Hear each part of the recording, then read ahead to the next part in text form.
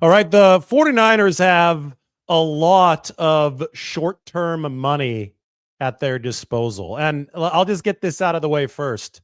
We're going to talk about this over the course of the show. TJ Watt is only under contract for one more season in Pittsburgh. So chew on that for a little bit. We've got some other names that we can talk about, but I know that the 49ers just traded for a player. It's officially going to be on the books tomorrow, June 2nd, which is a good reason for us to do a salary cap show right now, because I don't know why my show is playing on my phone. I just heard my own voice there. Okay, much better.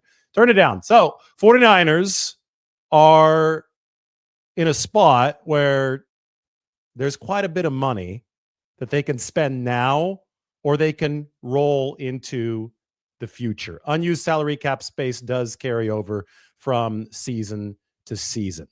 And when we talk about financial strategy, we have to look at this, I think, as coming from one gigantic pot.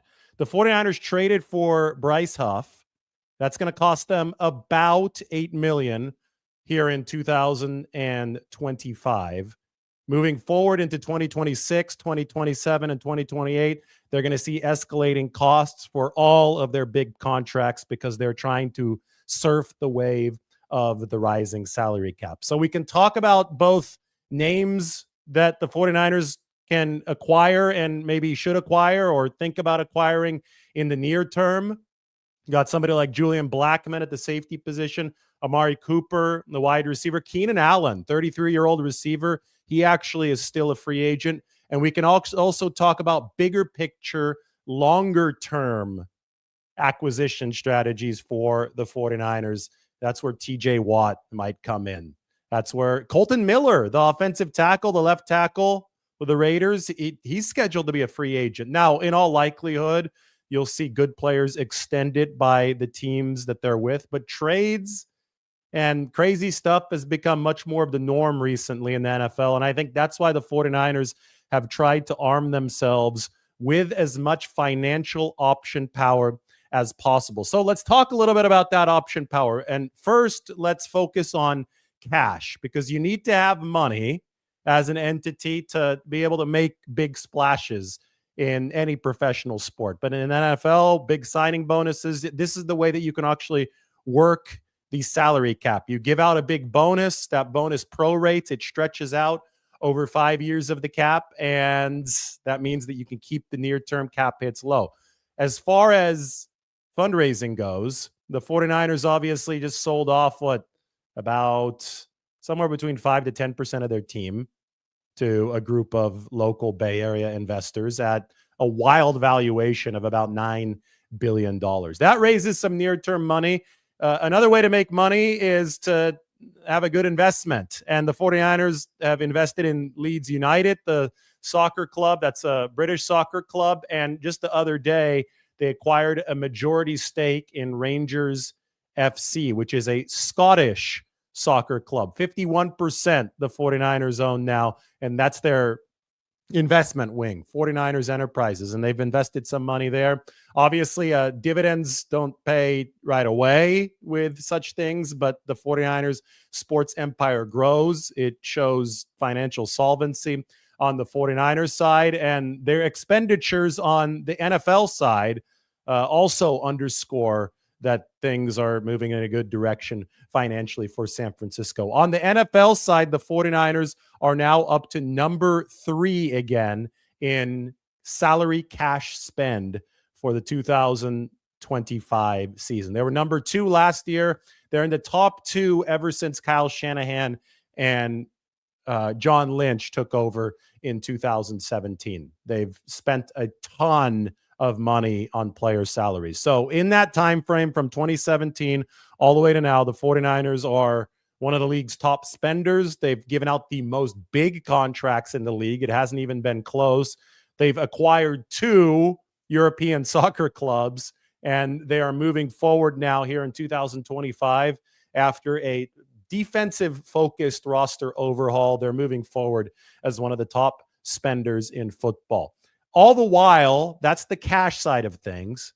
They have managed to work the salary cap to the point where they have the second most near-term salary cap space in all of football as we speak. And to me, this is the thing that is the most fascinating from the perspective of analyzing 49ers financial management, because this is where they and the Philadelphia Eagles seem to be far ahead of the rest of the NFL.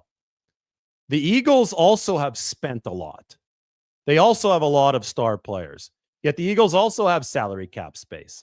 The 49ers, though, I mean, they've set a standard as far as paying these A-list players over the course of the past several seasons. And they have the second most cap space in the league. And this is something that I've explained over and over again, but I know that we've got some first-time viewers, and I'll keep it concise.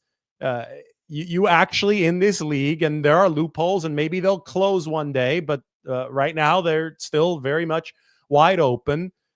You can be in very good standing with the near-term salary cap while spending a ton of money because of the prorations. If you give out big signing bonuses and big option bonuses, because by NFL rule, their salary cap impact is prorated, it's stretched out over the course of 5 years, you can actually give players raises and guaranteed money, yet open up salary cap space at the same time. You could even tack on void years onto deals to stretch out the proration even longer than the period of time that the player is actually under contract. And the 49ers have done that to such an aggressive extent that you can safely say that it's them and the Eagles who are playing this system at a level that other teams simply aren't playing. Now, I would expect other teams to hop on board and follow suit, but the amount of money parked into void years between both the 49ers and the Philadelphia Eagles has absolutely dwarfed the rest of the NFL. So with that being said, the 49ers, according to my calculations, and I'm going to toss them onto the screen right now, the 49ers have the second most salary cap space in football. And even on a 53-man roster projection, the 49ers have $38.4 million left to work with. That's why we can start talking about the near-term names whom they might be able to acquire. They had enough room to absorb the contract of Bryce Huff, which is going to be about $7.7 million on the 2025 salary cap. Julian Blackmon, the safety, he's somebody who visited the 49ers already last season. They were interested in adding a veteran safety in 2024. They didn't end up doing that. I would say that the situation lines up here in 2025 for the 49ers to again be interested in this. That being said, they've already added 2 vet safeties who are both first stringers at practice as we speak, and Jason Pinnock and Richie Grant. The reason that I even mentioned Julian Blackmon right now, on top of the fact that he visited last year and Gus Bradley is now a 49er staffer, he had been the Indianapolis Colts defensive coordinator where Julian Blackmon re-signed. But the reason I mention him is because theoretically the top 2 safeties on the 49ers are currently out. That's Malik Mustafa and Jair Brown. Both of those guys are hurt. Mustafa kind of off the torn ACL. Jair Brown had an ankle procedure, so he's going to be back at training camp. But they're running with 2 vet additions right now.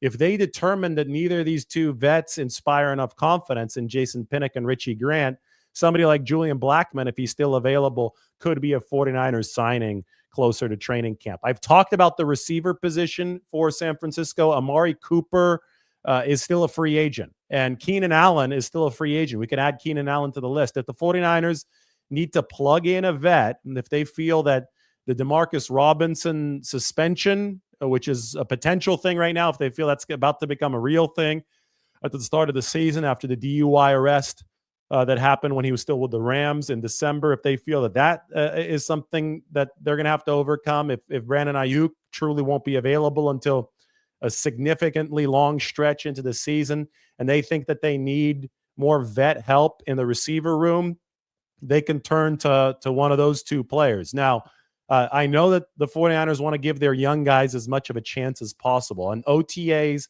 are ongoing. And I think that OTAs are a great gauge for the 49ers to determine where they need to add and where they don't need to add. In fact, I would even say that uh, trying to add before OTAs at one of these positions where you're not sure which way it's going to go because you have a lot of young players that are trying to prove themselves might not be the smartest thing. That's why I think that getting a few practices under their belts and then, either waiting until July or waiting until right around the time of the mandatory veteran minicamp next year, next week, I think that's probably better timing for the 49ers if they are going to pull the trigger on some of these additions. Now, when I talk about the financial situation and salary cap space rolling over from season to season, this is where we can start talking about some of the bigger names. And, the people always look at the fact that the 49ers have a lot of near-term salary cap space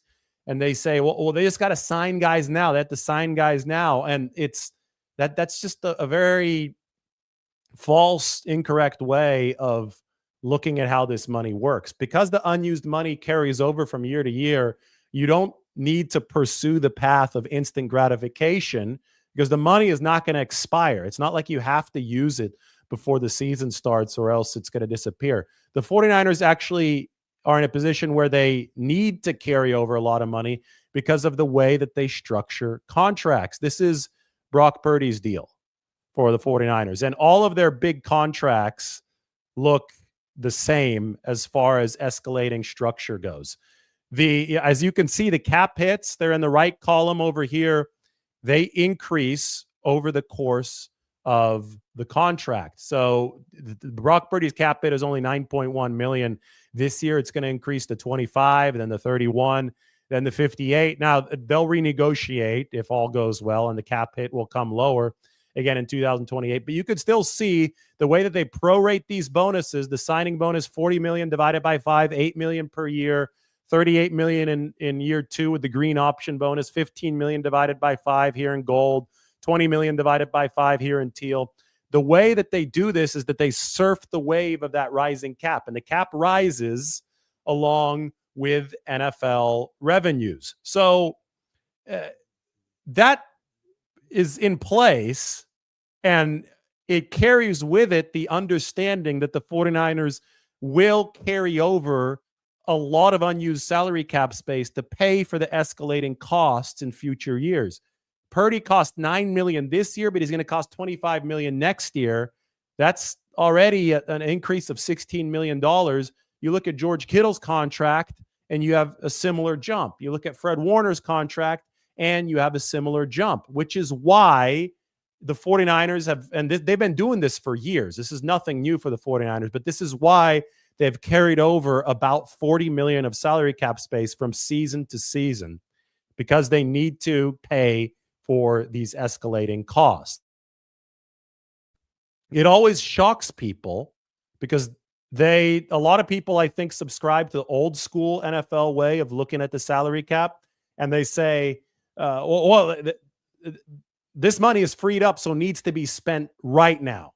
And I think some teams still behave like that in this league, but teams like the 49ers, teams like the Eagles are always planning for the future, and they consider salary cap space now to be more valuable than salary cap space in the future because the limit is lower now and it's going to rise along with NFL revenues. So as you can see, 2031, 2032 and Brock Purdy's contract are void years. The 49ers happy to push some of the cap into those void years. They've done it even more aggressively with other players who have shorter term contracts, and they still have a lot of void years.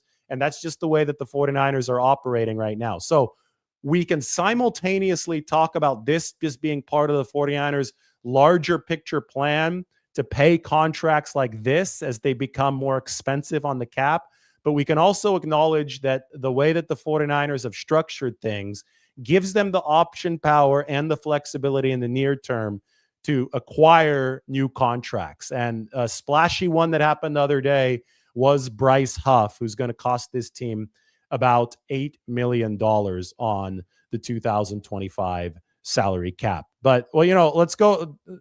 I'm open to any questions about some of the near-term names, about Julian Blackmon, Amari Cooper, Keenan Allen, about some of the bigger picture names. Don't laugh at something like TJ Watt. Not when the 49ers traded for Christian McCaffrey just a couple years ago. Superstar there, TJ Watt. And I'm not saying they're going to trade for TJ Watt in the middle of this season, but there is only 1 year left on his deal in Pittsburgh. And there has been massive player movement in the NFL, unlike anything we've ever seen before in recent seasons. So you've got to have everybody on the radar. The 49ers deal for Bryce Huff right now is an edge rushing specialist, is essentially 1 year guaranteed, $8 million. And then it's a team option for about $15 million in 2026. So you're already having to think about the defensive end position and different variations, the third down specialist, the 3-down guy. You're already having to think about plans for that position moving into 2026 and beyond, even after you just acquired Bryce Huff. You might be set with how you want this roster to be constructed for 2025 at the defensive end position. But 2026 is still a massive question mark because nothing is guaranteed to Huff, and you have to see how he's going to play. You have to see how this TJ Watt situation resolves itself. I know that Trey Hendrickson is still in all of this contract purgatory with the Cincinnati Bengals. We know that Myles Garrett, before he re-signed with the Cleveland Browns, had requested a trade. And obviously the 49ers were interested and were monitoring that situation because Myles Garrett is an A-list player. They're even trying to recruit him. Diamaro Lenore was very active on social media at the time. So you never know who actually will become legitimately available in the NFL. And I always point back to Christian McCaffrey coming to the 49ers as proof of that. So you can never say never. And that's why the 49ers advanced scouting is going to have its eyes on all of these guys. I haven't even gone through the entire list. Cortland Sutton, the receiver, Kyle Pitts, the tight end, also will see their contracts expire after this 2025 season. And the better your financial situation is, the more near-term cap space you have because of the way that you've played the financial Tetris like the 49ers, the better your positioning will be to potentially absorb one of these contracts. If you go back to look at this, you look at Brock Purdy's deal. The 49ers structured this because they had full author capability of this contract. They structured it in a way to be worth $53 million a year, but have salary cap hits at well under that for the first 3 seasons. When you trade for a player, you cannot do this. When you trade for a player, you simply inherit the contract that's already there. So just for example's sake, say that the 49ers traded Brock Purdy's contract. So if he goes to the Seahawks, you could tell, I'm just making this up. They would never trade him to the Seahawks. But say that they traded Brock Purdy to the Seahawks would inherit this contract. They wouldn't be able to build their own contract. So you're a lot less flexible as an opposing team when you do acquire a player to fit that player into your salary cap situation because you can't play limbo with writing the contract on your own and getting it under the salary cap. The 49ers got lucky in 2022 that the Panthers had just restructured Christian McCaffrey's deal and left it with the veteran base minimum base salary. So the 49ers only had to pay I want to say $670,000 for Christian McCaffrey in 2022. So they easily fit him into a crowded salary cap situation. The 49ers, if a TJ Watt trade becomes a possibility down the pipeline, or if an Amari Cooper signing is something they really want to do, or Keenan Allen signing is something they really want to do, the 49ers would have to deal with certain financial realities to make that fit on their books. So the fact that they are operating with the second most salary cap space in the league means that they have the short-term flexibility to execute those deals if they deem them necessary. Now, that doesn't necessarily mean that they'll want to do those deals because, again, unused salary cap space rolls over from season to season. So any amount that you spend now is going to be X less carrying over to 2026. And in 2026 and beyond, you got to pay stuff like this. So you constantly have to play this game. And it's a guessing game in a lot of ways because you don't know how big the salary cap is going to be in the future. But you constantly have to play this game of gauging how much money are you going to need to carry over to successfully pay guys in the future so you do not hit salary cap hell. I call it flow control. I think every season is a sink, and you're letting expenditures out of the drain of each sink and into future sinks with restructures. And every new player that you sign is like the faucet pouring water into the sink. And you've got to control the flow between the sinks so that no sink ever overflows, because when it overflows, well, then you have to cut players. Then there's too much water in the sink. There's too much money. It's exceeding the salary cap in any given year. So you have to be really deft with the way that you handle money flowing from season to season. That's where your big picture spending strategies come in. And that's where your cash comes in. That's where your willingness to spend, your willingness to give out these big signing and option bonuses also comes in. And the 49ers, with them buying soccer teams, Leeds, and now Rangers FC over in Scotland, and with them spending at a top 2, top 3 level in the NFL, even as they do that, I think it does show their financial commitment to making sure that they have the cap flexibility, which is bought by cash spending. All right. I am ready for some questions. I know this is going to be a high question kind of show on this Sunday because we are talking about prospective additions for the 49ers. That always seems to be really popular with people. Thomas says the 49ers max out every year. I mean, they have since 2017. They've been a top 2 spending team. So that's just the truth. I think people were confused in March of this year because they were cutting some salary, but they were cutting some salary just so they could turn around and add some more later with the re-signings of George Kittle, Fred Warner, Brock Purdy, and now obviously they absorb the Bryce Huff contract, although the Eagles are paying for most of it, but the 49ers are paying for $8 million there. The financial strategy for the 49ers was just essentially rearranging expenditures. And I think at the very core of things, the 49ers, the way they look at things is they are willing to pay absolute top dollar for top-notch players. If you're an A-list player, they want to pay you. But if you're a B-list player, you've got to find ways to fit under the salary cap somewhere. And the 49ers will do that at the B-list levels where they're looking for bargain bin free agents, and they're also looking for rookies. And the draft is the ultimate answer to everything because the rookie wage scale keeps the prices down, and you can get star players for very, very discount prices. Brock Purdy over the past 3 years is a great example for the 49ers. So it's simply an issue of fiscal divisions, right? How you're going to be moving that money around, which players deserve the big contracts, which players deserve the contracts closer to the minimum. There are a few contractual pieces of news that I have right now that are actually really relevant to this salary cap update that we're doing right now. And we're going to talk about that June 2nd trigger tomorrow. People making a little bit bigger deal out of this June 2nd trigger than it actually is. My salary cap sheet, which is up on the screen right now, has already accounted for June 2nd months ago. So if you've been following along on my salary cap sheet, and I'm copying and pasting this and going to toss this into the comment section. If you're following along on here, then you already have seen the post June 2nd money. But anyway, a couple contracts for the 49ers.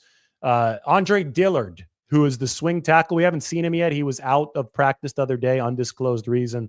$315,000 guaranteed. Remember that they signed 2 offensive tackles.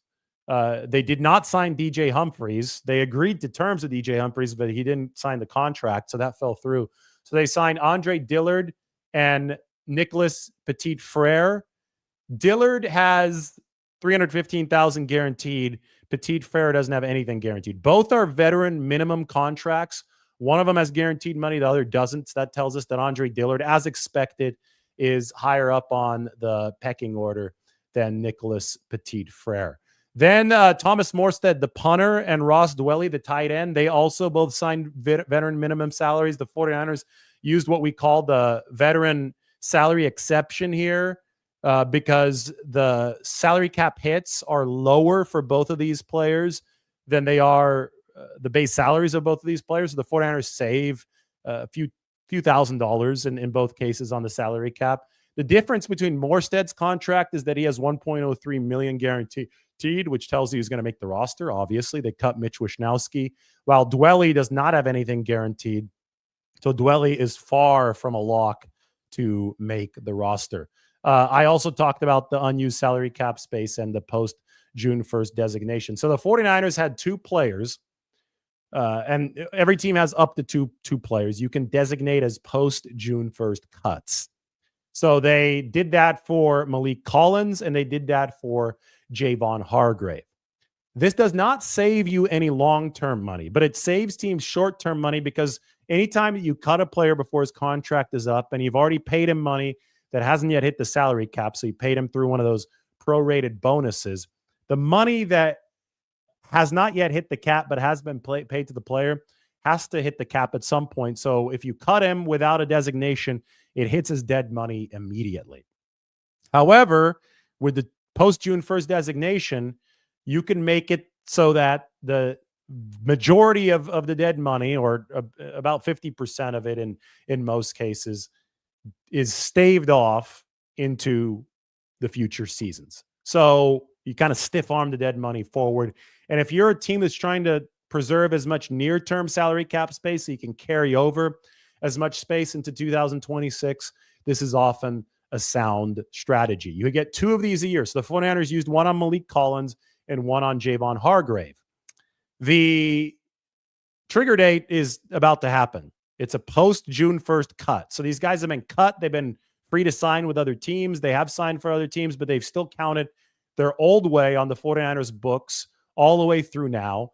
But as soon as tomorrow hits, the 49ers will stiff arm the dead money hits into the future, and they're going to open up about $5 million in 2025 salary cap space. Now, again, people acting like this is big news. It really isn't, but I'm explaining it for you.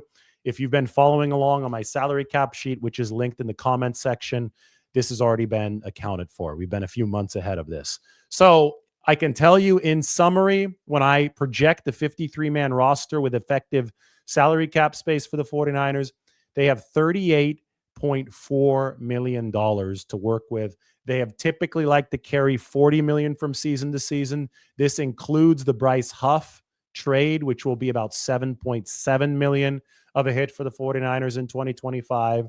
And I do think that they have room to make some more short-term additions or another short-term addition, but I do also think they would preferably like to carry over the vast majority of this 38.4 into 2026. So this is the financial summary for you guys. And if you have any questions about it, I'm ready to answer them. You know, I'm sick this weekend and we're still crushing it with these shows. So I appreciate everybody for joining in. You know, crazy news. We had 2.2 million viewers in the month of May, which is a record. It's the most out of any 49ers YouTube channel by far. But the May record, we have to remember that May is not a particularly heavily trafficked month on 49ers YouTube and 49ers social media.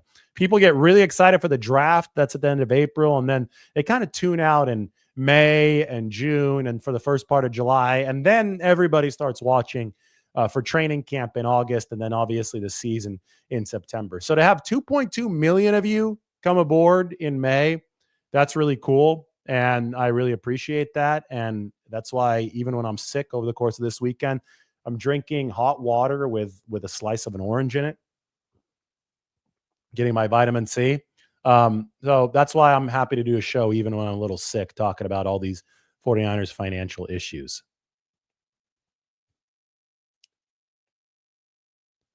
Bo has been a member for 1 month. Love it. What's what do? Your membership? You get early access to videos like the Upton Stout video. We're gonna have over the course of the season, we're gonna have like private little members meetups, both on Zoom or whatever, and also in person. But the in person meetups are gonna be pretty cool because those are gonna be before games over the course of the season, and hopefully it's a fun one for the 49ers.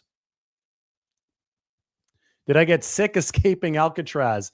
I think I caught something actually before, but I had to do this because we're working on something cool. As you can see, there was a drone following me and everything. So not only did I swim Alcatraz without a wetsuit, I probably swam it sick without a wetsuit.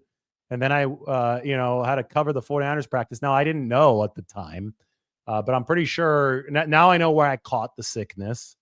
I'm just guessing, I guess. So I don't know. But anyway, it all hit me like a ton of bricks the very next day.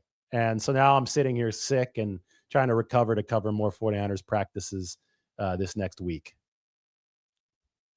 Mark has been very excited about the changes the 49ers are making.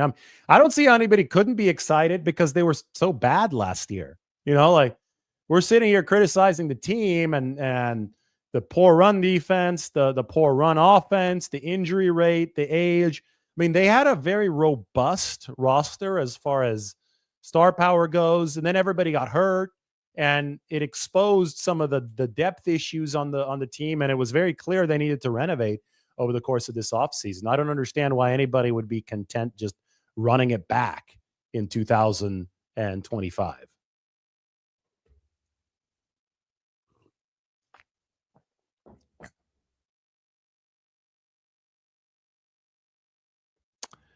49ers just need a healthy season. I just need a healthy weekend. That would help a lot.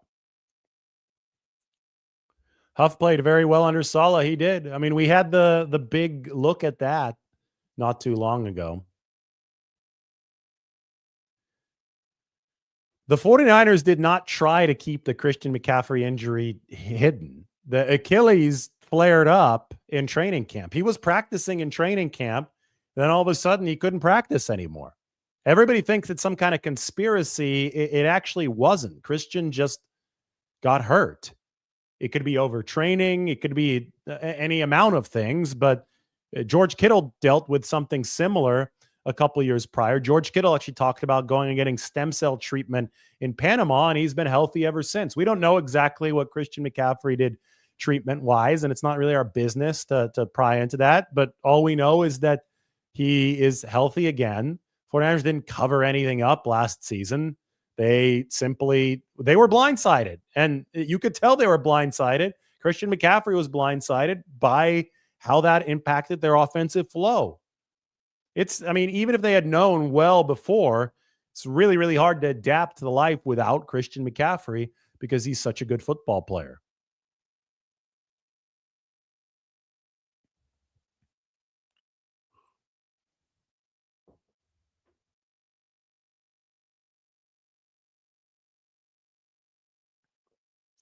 I appreciate this from Daniel.